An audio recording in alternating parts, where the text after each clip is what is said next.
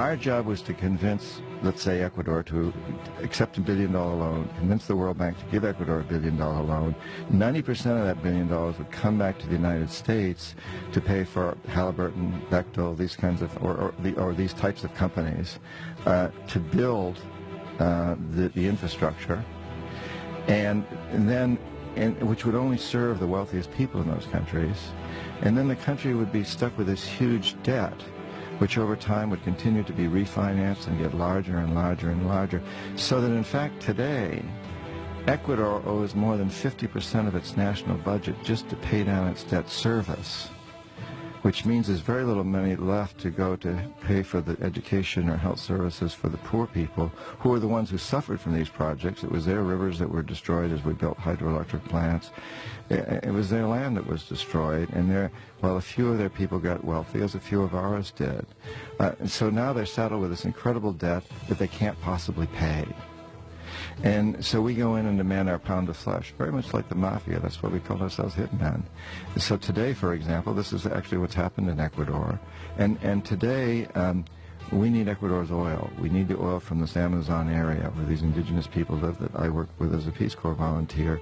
And we tell Ecuador, since you can't pay off your loans, what you need to do is turn over your Amazon to our oil companies. And that's what they're doing. And the indigenous people there, the ones I work with now, have basically declared war. They said, we're not allowing these oil companies to come in. We're going to fight to the very last man if we have to. It's a terrible situation, and what it is all about is building empire. We've done this in every country around the world that has resources that we covet.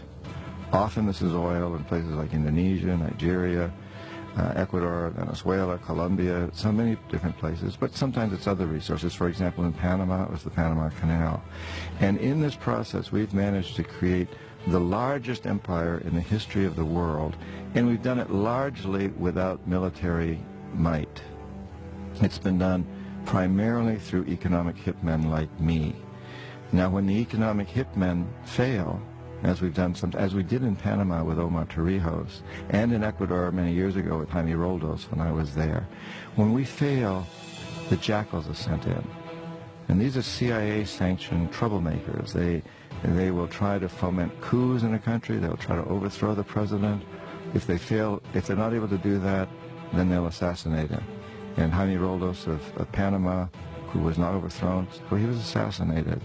And Omar Torrijos, Jaime Roldos of Ecuador, Omar Torrijos of Panama, the same thing happened. We economic hitmen failed, the jackals went in and assassinated these presidents. It happened with Allende in Chile, Arbenz in Guatemala.